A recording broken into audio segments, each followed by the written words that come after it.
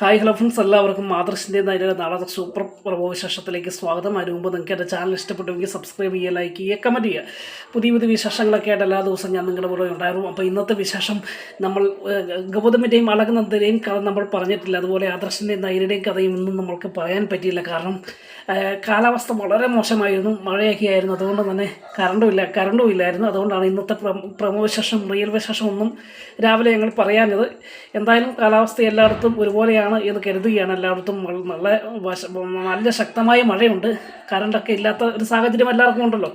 എന്തായാലും നാളത്തെ ആദർശിൻ്റെയും നയനയുടെ കഥയിൽ നയനയുടെ ത്യാഗത്തിൻ്റെ ഒരു കഥയാണ് നമ്മൾ കാണാൻ പോകുന്നത്. കാരണം തൻ്റെ അമ്മായിമ്മയ്ക്ക് വേണ്ടി, ദേവയാനിക്ക് വേണ്ടി തൻ്റെ കരള് പകുത്തു നൽകുവാൻ നയന തയ്യാറാകുകയും അങ്ങനെ ആദർശമൊക്കെ നിർബന്ധിക്കുന്നുണ്ട്. അങ്ങനെ ചെയ്യേണ്ട, നീ എൻ്റെ കാര്യമല്ല, നമുക്ക് വേറൊരാളെ ഡൊണേറ്റ് ചെയ്യാം, അല്ലെങ്കിൽ ഒരാളെ നമുക്ക് കണ്ടെത്താമെന്നൊക്കെ പറയുന്നുണ്ടെങ്കിലും നയനയ്ക്ക് ഒരു ഒറ്റ നിർബന്ധം, തൻ്റെ അമ്മയുടെ ജീവൻ രക്ഷിക്കണം, തൻ്റെ അമ്മായിമ്മയുടെ ജീവൻ രക്ഷിക്കണം. അതിന് തൻ്റെ ജീവിതം പോയാലും കുഴപ്പമില്ല എന്നൊരു തീരുമാനത്തെ അടിയുറച്ച് നിൽക്കുകയും അങ്ങനെ ദേവയാനിക്ക് തൻ്റെ ഹൃദയം കരളെ പകുത്തു കൊടുക്കുവാൻ തീരുമാനിക്കുകയും ചെയ്യുക. അങ്ങനെ നാളത്തെ എപ്പിസോഡിൽ ചെക്കപ്പെല്ലാം പൂർത്തിയാക്കി ആ കരള് മാറ്റം ചെയ്യുന്നതിൻ്റെ ഒരു ഭാഗമൊക്കെയാണ്. അതിനിടയിൽ നമ്മുടെ ദേവയാനിയെ കാണുവാൻ വേണ്ടി ഗോവിന്ദനും കനകദുർഗയും എത്തുകയാണ്. അപ്പോൾ അവർ കേൾക്കേണ്ട വാർത്ത വളരെ സങ്കടകരമാകുന്ന ഒരു വാർത്തയായിരുന്നു. കാരണം നയനയാണ് ദേവയാനിയുടെ ഈ അവസ്ഥയ്ക്ക് കാരണമെന്നാണ്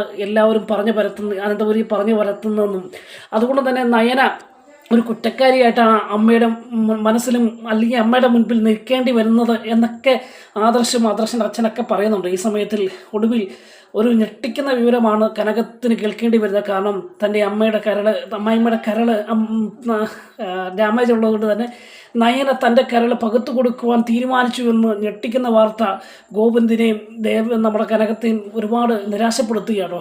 എന്നാൽ ആദർശ് പറയുകയാണ്, ഞങ്ങൾ ഒരുപാട് നിർബന്ധിച്ചതാണ്, അങ്ങനെ ചെയ്യാൻ പാടില്ല, നീ ചെയ്യേണ്ട, ബാക്കി നമുക്ക് ആരെയും കണ്ടുപിടിക്കാമെന്നൊക്കെ പറഞ്ഞതാണ്.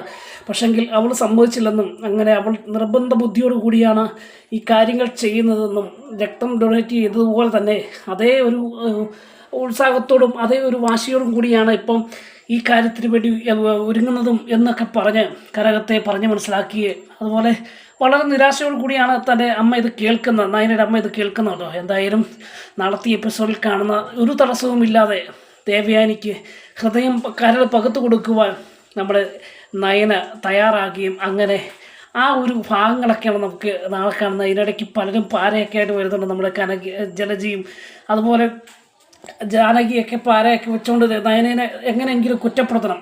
അങ്ങനെ കുറ്റപ്പെടുത്തുവാൻ വേണ്ടി പല ഉപാധികളും കണ്ടുപിടിക്കുന്നുണ്ട് കേട്ടോ. പക്ഷേ അവിടെയൊന്നും വിജയിക്കുന്നില്ല. നയന എന്തായാലും തൻ്റെ അമ്മായിമ്മയ്ക്ക് വേണ്ടി ചെയ്യുന്ന ത്യാഗം, അല്ലെങ്കിൽ ഈ ബ്ലഡ് കൊടുത്തതും അതുപോലെ ഇപ്പം ഹൃദയം കരൾ പകുത്തു കൊടുക്കുന്നതൊന്നും വേറെ ആരെയും അറിയിക്കാതെയാണ് ആദർശൻ്റെ അച്ഛനും കാര്യങ്ങൾ ചെയ്യുന്നത്. എന്തായാലും ഇതൊടുവിൽ എന്നെങ്കിലും ഒരു നാൾ ദേവയാനി ഇതറിയുമ്പോൾ നയനയെ ചേർത്ത് നിർത്തുമെന്നൊരു വിശ്വാസം ആദർശൻ്റെ അച്ഛനുമുണ്ട്. ആ ഒരു വിശ്വാസത്തിലാണ് ഇപ്പോൾ ആദർശൻ്റെ അച്ഛനുമുള്ളത്. എന്തായാലും അങ്ങനെ ഏറ്റവും വേഗത്തിൽ തന്നെ ദേവയാനി നയനെ മനസ്സിലാക്കട്ടെ, എങ്ങനെ സ്നേഹിച്ച് തൻ്റെ സ്വന്തം മോളെ പോലെ കരുതട്ടെ എന്നൊക്കെയാണ് പ്രേക്ഷകരായി നമുക്ക് ചിന്തിക്കാനുള്ളത്. എന്തായാലും നാളത്തെ എപ്പിസോഡിൽ ഹൃദയം കരൾ പകുത്തു കൊടുക്കുന്ന ഒരു ഭാഗമൊക്കെയാണ്. അപ്പോൾ എന്തായാലും നാളെ റിയൽ വിശേഷമൊക്കെ ആയിട്ട് ഞാൻ രാവിലെ വരുന്നുണ്ട്. അപ്പോൾ ഇന്നും കറണ്ടൊക്കെ വളരെ ഇടയ്ക്കിടയ്ക്ക് പോകുന്നുണ്ട്. അപ്പം റേഞ്ചും അല്പം കുറവൊക്കെയാണ്. അതുകൊണ്ട് എന്തായാലും പ്രമോശേഷം ഇപ്പം ഇത്രയും മാത്രം ചുരുക്കിയുള്ളൂ. നാളത്തെ റിയൽ വിശേഷവുമായി രാവിലെ തന്നെ എത്തുന്നതായിരിക്കും. വീണ്ടും കാണും വരെ എല്ലാവർക്കും ബൈ.